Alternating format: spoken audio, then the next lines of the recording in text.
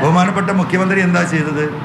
എന്നെ ഈ പറഞ്ഞ മുഖം തിരിച്ചിരുത്തി ആളുകളെ കൊണ്ട് മഹത്വവൽക്കരിച്ചു.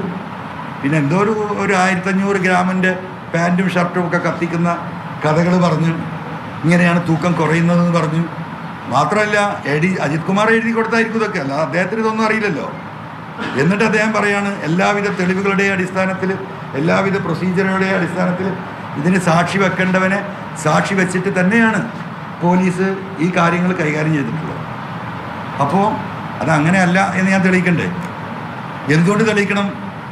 ഇനിയാണ് പത്രപ്രവർത്തകർ, എൻ്റെ പൊതുസമൂഹം, കേരളത്തിലെ ഈ പറയുന്ന ബഹുമാനീയരായ ജഡ്ജിമാരുൾപ്പെടെയുള്ള ആളുകൾ മനസ്സിലാക്കേണ്ട ചില കാര്യങ്ങളുണ്ട്. എനിക്കിനി പ്രതീക്ഷ കോടതിയാണ്. ഞാൻ അടുത്ത സ്റ്റെപ്പ് ഹൈക്കോടതിയിലേക്കാണ്.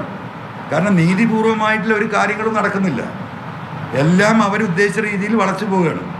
അതിനപ്പുറം ഇപ്പോൾ ഞാനിത് പറയാനുണ്ടായ കാരണം, അല്ലെങ്കിൽ ഇപ്പോൾ ജനങ്ങളുടെ മുമ്പിൽ പാർട്ടിക്ക് നൽകിയ കമ്മിറ്റ്മെൻറ്റ് മാനിക്കാതെ അല്ലെങ്കിൽ അത് ലംഘിച്ചുകൊണ്ട് ഞാനിവിടെ വരാനും നിങ്ങൾ ഇന്ന് കാണാനും ഉണ്ടായ സംഭവം എന്ന് വെച്ചാൽ, ഈ കേസന്വേഷണവുമായി ബന്ധപ്പെട്ട് പോലീസ് നടത്തിയ ഈ സ്വർണ്ണക്കള്ളക്കടത്തിൽ നിന്നും സ്വർണം അടിച്ചു മാറ്റുന്ന ഞാൻ പൊതുസമൂഹത്തോട് പറഞ്ഞ വിഷയങ്ങളുമായി ബന്ധപ്പെട്ട് പോലീസിൻ്റെ ഭാഗത്തു നിന്ന് കാര്യമായ ഒരു നീക്കവും ഇല്ലാത്തതിൻ്റെ സ്ഥിതിയിൽ ഞാൻ തന്നെ ഒരു അന്വേഷണ ഏജൻസിയായി മാറി.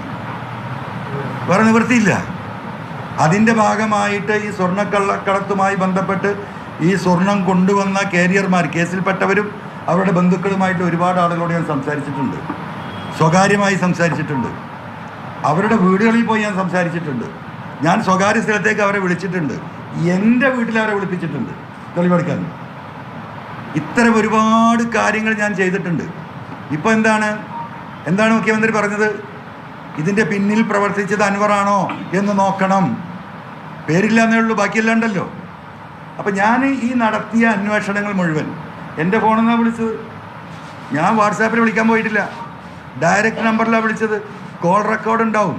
അപ്പോൾ ഇതെല്ലാം കളക്ട് ചെയ്തുകൊണ്ട് എന്നെ അജിത് കുമാർ പറഞ്ഞു കൊടുത്ത ആ സ്റ്റോറിയിലേക്ക് കൊണ്ടുവന്ന് എന്നെ പ്രതിയാക്കാൻ എന്ന് എനിക്ക് സത്യത്തിൽ ഈ പത്രസമ്മേളനം നടത്താൻ കഴിയുമെന്ന് ഞാൻ വിശ്വസിച്ചിട്ടില്ല.